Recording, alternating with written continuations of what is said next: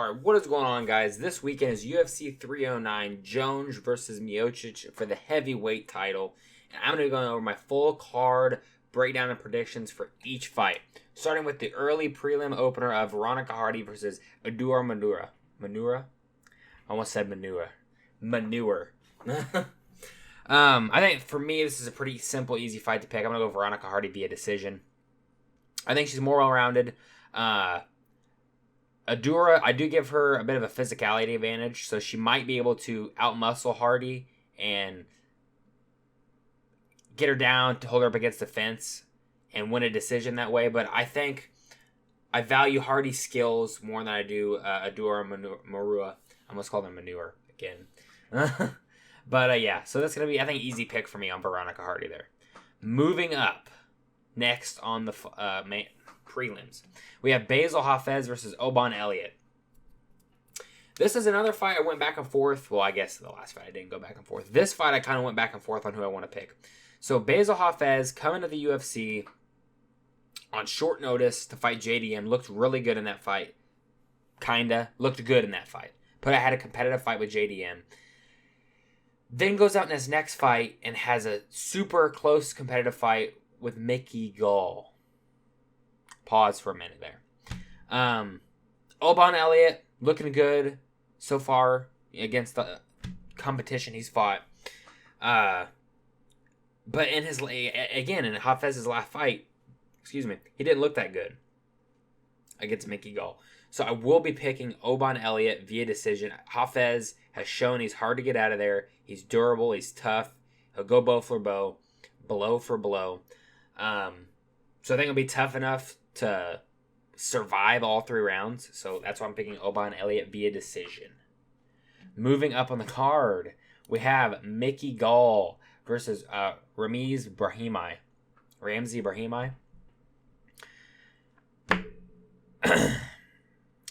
Why? Why are either of these guys in the UFC? Neither of them belong in the UFC. Both terrible. But for my official prediction, I'm going Mickey Gall via decision. I can't believe I'm saying that. Ramsey's lost to, what was the guy's name? Court McGee. I can't pick somebody that loses to Court McGee. I'm sorry. Mickey Gall's terrible. Complete. Like, he almost has a losing record. But I think Mickey Gall is more well-rounded. He's even the favorite. He's even the favorite to win this fight. I think he's more well-rounded. I think he probably has the advantage on the feet. He has a height and reach advantage, so that helps him out as well. Via decision. I see this fight going to decision. I don't see, I wouldn't be shocked if he could get a finish, but I'm not going to pick him via finish. So we'll go Mickey Gall via decision. I can't believe this is a fight on UFC 309. Moving up, headlining the early prelims, a decent fight. We have Marcin Tybura versus Jonathan Deans. Jonathan. How the hell you pronounce it? This one... Oh, they don't have it. I'm assuming Deans is the favorite. Supposed to fight Derek Lewis. I can't remember if was Lewis injured or... I don't recall exactly why Lewis was pulled out of that fight. Was it like a couple weeks ago? Marcin Tybura is old. He's like 39 or 40 years old. Deans is young. He's up and coming, but he's inexperienced. He only has 8 fights. Undefeated, so he's going to have that extreme confidence. One thing I didn't actually check before I started this, we're looking at Jonathan Martinez here. Let's look at his record. I want to see, because this is going to help me make my decision right now. Has he ever went past, like, the first round? Okay, he has. He's got one fight via decision. His last fight versus Carl Williams. The win over Austin Lane doesn't mean anything. For a guy that was 7-1, 11-8, that's poopy. 1-0, 1-0, 0-0. 22-23 was his debut MMA fight. This is probably a hot take, but I'm going Marcin Tybura via rear naked choke. I don't know what round, but I have a feeling he's going to get him down and submit him via rear naked choke. He's only went the distance one time, correct? Yeah, went into a second round one time in his MMA career. So although Tybura isn't known for his cardio, I think he'll probably be in better shape than Deans. And, being the veteran he is, the heavyweights can go longer. Heavyweight, light heavyweight, and maybe middleweight. You can definitely go longer in fighting and be older than you can with the lower weight classes with having to not cut as much weight and all. So I'm going to go Marcin Tybura via rear naked choke. Gets it done. It's my hot take on the early prelims. Moving on. David Onama versus Lucas Almeida, if it loads. Okay, it doesn't want to load. We can pull it up on Tapology here, since it doesn't want to load on the UFC's website. Where is it? Did it get canceled? It must have got canceled. Onama versus Lucas Almeida. Let's see, does Tapology have it canceled? They on their website. Multi-million-dollar company, and they can't have their website updated. Stupid. So now we're moving to Jim Miller versus Damon Jackson. I'm going to be 100% honest with you guys. I'm going to be rooting for Jim Miller the whole time, but he's old. He's like, what is he, 40, 41? In his last fight, got absolutely mauled by Bobby Green. At UFC 300. Took some time off. Coming back now in UFC 309. Going against Damon Jackson, who's moving up from featherweight, going to lightweight, which is probably good for him with, he's 5'11", so he's taller than me. Especially he's getting older. I believe he's 35 or 34 years old, so he's getting older as well. But I think, with the reach, the reach is the same. With the frame that Damon Jackson has, unless Jim Miller gets him out of there early, I just don't see him being able to grind out a decision. I could see Jackson being able to hold Miller up against the fence. I don't know. He might be able to get him down, hold him down. But I don't think this is going to be a fun fight at all. And I see Damon Jackson really grinding out a unanimous decision victory over Jim Miller in a very boring performance. And I'm assuming this is his lightweight debut. I'm not 100% sure on that. But again, I'm going to be rooting for Jim Miller the whole time. Anytime Jim Miller fights, I want him to win. Moving up on the card, we have Chris the Eye Poker Weidman versus Eric Anders. This is a tricky fight. I believe they're both old. Okay, I think Chris Weidman's 40. Eric Anders is like 37, 38 years old. Let's check real quick on. That's why I love Tapology. I love having it pulled up. I could check the ages and everything real quick. He's 40 and he's 37 and a half. So they're both old. He's even a favorite. Eric Anders is a favorite. Interesting. Is this him here? Yeah, you should got my favorite here. So this is my take on this fight. Weidman is old. In his last fight, I poked the shit out of Bruno Silva multiple times. Non-stop fouling in that fight. I'm going to go Chris Weidman via decision. I think Anders just isn't that good. And I know Weidman's old and he's susceptible to being chinned. So Eric Anders could knock him out. I could see that as a path to victory for Eric Anders, clipping Weidman as he's going in on a takedown and KOing him. But I think with the wrestling base Weidman has, I think he'll be able to out-grapple Anders this fight and get the unanimous. I don't think he's going to be able to finish him. I think he's going to get a unanimous decision victory. Probably similar to the last fight. It's going to be a somewhat boring fight. But, who knows? Eric Anders likes to brawl sometimes, so maybe it could be a fun and exciting fight. Moving on. Jonathan Martinez versus Marcus McGee. I'm really excited for this fight. Is this headlining the prelims? It is. Headlining the prelims, we have Jonathan Martinez versus Marcus McGee. Jonathan Martinez in his last fight lost to Jose Aldo. Aldo came back out of retirement. A lot of people counted Aldo out. I didn't have a channel at the time. Well, I had the channel. I just wasn't making videos. I picked Aldo. In my mind, I picked Aldo to win that fight. I think I might even bet on him to win that fight. And then Marcus McGee looking really good, up-and-coming, bantamweight contender. If I remember correctly, he took a fight on short notice. I can't remember who it was against. Took a fight on short notice to get into the UFC, and then he's just been winning ever since then. I think he's won mostly via decision, if I remember correctly. Let's see who he took that fight on short notice against. I like being able to break these things down in real time. It was Journey Newsom. One via rear naked choke, then 2 TKOs in a row. So he definitely has finishing ability. When Marcus McGee senses he can finish the fight, he will go for the finish. Same with Jonathan Martinez, though. Can't count either one of these guys out. I've been flipping back and forth, and this was another tough one to pick. Martinez, more experienced fighter. I think he's even younger. I think Marcus McGee's 35. I think he's kind of old, actually. 34. I was close enough. Let's see how old Jonathan Martinez is.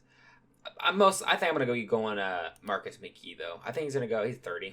I'm going to pick Marcus McGee via decision. Martinez is hard to get out of there to finish, that is. I think if McGee is to finish him, he's going to submit Jonathan Martinez. But I think he's good enough to not get submitted.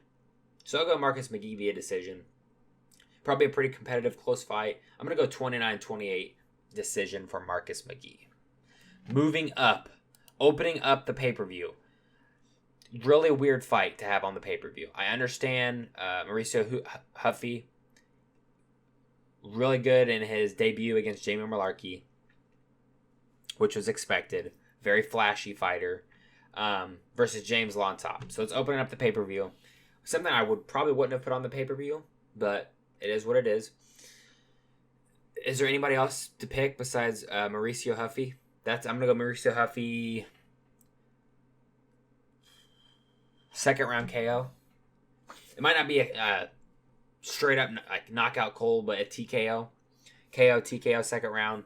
He's just better everywhere. Like he's got all these flashy techniques, and you don't know what he's gonna throw. Like in his last fight with Jamie Mullarkey, he did that scissor takedown that like nobody likes to train because how dangerous it is. Because if you do it wrong, you're blowing their knee out.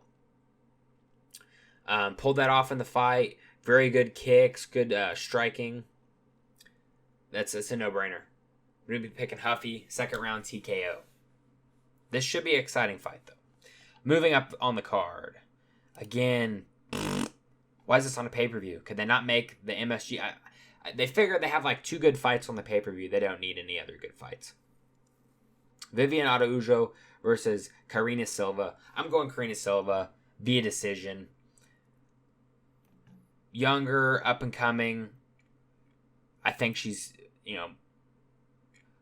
more of a physical fighter than Viviane Araújo, if I'm saying her name right. I don't think she's going to get the finish, though. I don't typically pick women to finish their opponent. They usually win via decision. So, probably going to be a boring fight, in my opinion. It could be mildly competitive, or exciting, that is, compared to... Oh, wait, no. That fight should be good. I'm thinking of last week's card. But yeah, Karina Silva, I'm going to go for her via decision. Moving up, we have Bo Nickel versus Paul Craig. Oh yeah, Paul Craig on a pay-per-view in 2024. Bo Nickel, coming off UFC 300,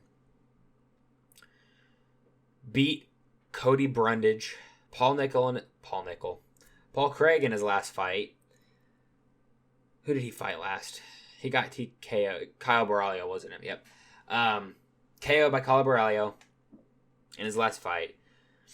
What the UFC is doing here is they're giving Bo Nickel a step up in competition, which Paul Craig is. On the feet, Bo Nickel has the advantage.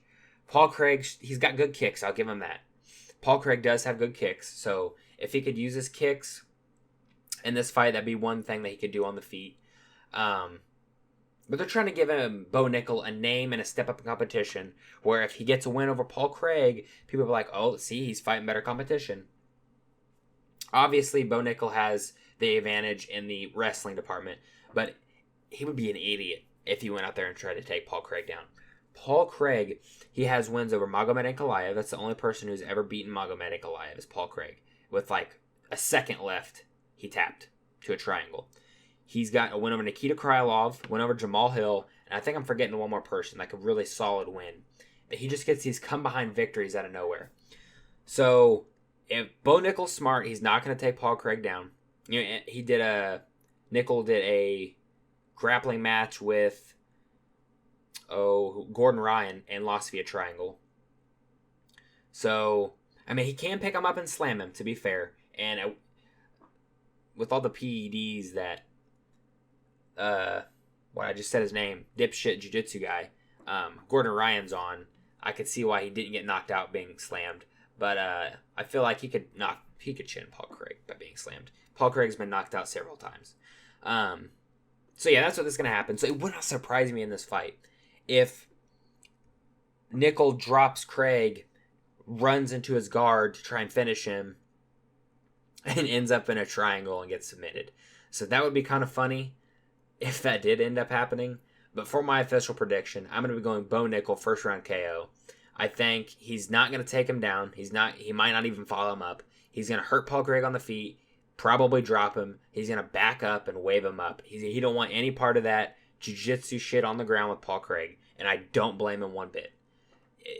This is his safest path to victory. He has better. I think he's got more power than Paul Craig. He has better striking than Paul Craig outside of the kicks. I think Paul Craig has better kicks. So maybe he'll be able to implement them. I don't know. But yeah, that's my pick. Bo Nickel via first round KO TKO. Moving up, co-main event. I'm so excited for this fight. It's a rematch. Charles Oliveira versus Michael Chandler 2. Michael Chandler going, what has it been, 2 years since he's fought? Maybe a little less than 2 years, maybe a little more than 2 years. His last fight lost to Dustin Poirier. Arman Tsarukyan's last fight, or Charles Oliveira's last fight versus Arman Tsarukyan, lost via split decision. That was a really close fight. I don't think it should have been a split decision, though. I think Tsarukyan, I gave him rounds 2 and 3. I want to say pretty clearly. Listen, I don't think this is going to go any different than their first fight did. Could Chandler go out there and knock out Oliveira? Yes. He's wild. He's crazy. He's got good power. He does have knockout power. Chandler does. But he fights so crazy and wild and with zero IQ. If he just dials it back, I think he could be the champion. So if he does that in this fight, I think he could beat Oliveira. But I don't think he's going to. He never has. He's getting older. I don't think he's going to change. Maybe he hurts Oliveira, and Oliveira will just fall to his back. Now, Chandler probably will follow him down. But I think Chandler's not as good with the BJJ or the ground and pound as Islam is. So I don't think, even if he follows Charles down, he will be able to finish him. I think he'll be able to survive or even throw up some submissions off of his back. But for my official prediction, I'm going to be picking Charles Oliveira via second round TKO. This is a 5-round fight, by the way. I think it's going to go down similar to their first fight. Pretty much exactly. I think it's going to be back and forth. I think Oliveira and Chandler are going to hurt each other. And then towards the end of the first round, I think Oliveira will be close to finishing Michael Chandler. And then he'll come out in the second round and finish Michael Chandler off. That's how I see this fight going. I don't see it going all 5 rounds. And again, if Chandler goes out there, uses his fight IQ, and actually fights smart and not stupid like he did, he could have won against Dustin Poirier. If I remember correctly, I think he was up on the scorecards, even if he would have lost the third round. I can't remember. It might have been 1-1. But if I remember correctly, he was winning that third round and kind of just blew it, if you will. With that big suplex takedown, then he got his back taken. So Charles Oliveira, second round KO TKO. Moving up, the main event. We have Jon Jones versus Stipe Miocic for the heavyweight title. I mean, is anybody picking Stipe Miocic in this fight? Yeah, Jon Jones is a negative 700 favorite. It is hard for me to want to pick Stipe in this fight. He's 42. We're gonna look at it right now. I believe he's 42 years old. Yep, he's 42 years old. His last fight was in March of 2021 against Francis Ngannou, where he was brutally slept. Brutally slept. Like, look, they even have him on the thing. They even have him in the Reebok shorts. Like, that's how long it's been since he's fought. Could Stipe Miocic get this done? Yes, he could. He is I don't know. I think Jon Jones has fought people that are as tall as him or taller before. But he is a true heavyweight. Jon Jones, I mean, yes, he's fought Cyril Gane. Stipe Miocic is more well-rounded than Cyril Gane. I think Cyril, yeah, he's got a submission. It was a heel hook, if I remember correctly. Gon does. But as far as the wrestling, the BJJ is kind of lacking with Miocic. He's got better wrestling than he does BJJ. The striking is decent. He's decent on the feet. But Jon Jones is probably one or two of the top, either him or Islam, are the most well-rounded fighters in the UFC as far as their striking, their punching, their kicking, their wrestling, their submissions. That he has it all. Him and Islam are like my neck and neck or most complete fighters currently in the UFC. Excuse me. So how I see this fight going, first round, they're going to be trying to figure it out. Because, it's been, 3-4 years since Stipe has fought? John, it's been over a year, if I remember correctly. I don't remember when that Gon fight was. Let's look it up real quick. I know it's been a while. I can't remember if it's exactly been a year. Man, he's getting old, too. 37. Whew. Let's see. Last fight, March of 2023. Okay. This is how I see this fight playing out. First round, they're going to be figuring each other out. Towards the end of the first round, similar to how I'm going to predict the Oliveira and Chandler fight, I think John will be somewhat close to a finishing sequence, but he's not going to rush it. They're going to go to the break, come back, and then I see Jon Jones hitting Stipe Miocic with a head kick, dropping him, going down, and ending it off with elbows and punches on the ground. So I'm going to go Jon Jones, second round, ground and pound TKO to retain his heavyweight title. And then after that, he will either needs to drop the heavyweight belt and relinquish it, retire, and let Aspinall be elevated to the undisputed heavyweight champion so we can start getting some movement in the heavyweight division. Or he needs to fight Aspinall. That's what needs to happen. I really don't see Stipe winning this fight. Yes, it's possible, but I think Jones has better cardio. He's got better kicks. He's got better striking, better wrestling, better jiu-jitsu. He's just better everywhere. So I have a hard time believing Stipe is going to win this fight in any aspect. Of course, it's MMA. Anything can happen. He could clip Jon Jones and win via knockout. But we'll have to see Saturday night. So these are my predictions. Who do you guys think is going to win in the main event? Let me know in the comment section down below. Make sure to subscribe if you are not subscribed. Drop a like on this video, and I'll see you guys in the next one. Goodbye.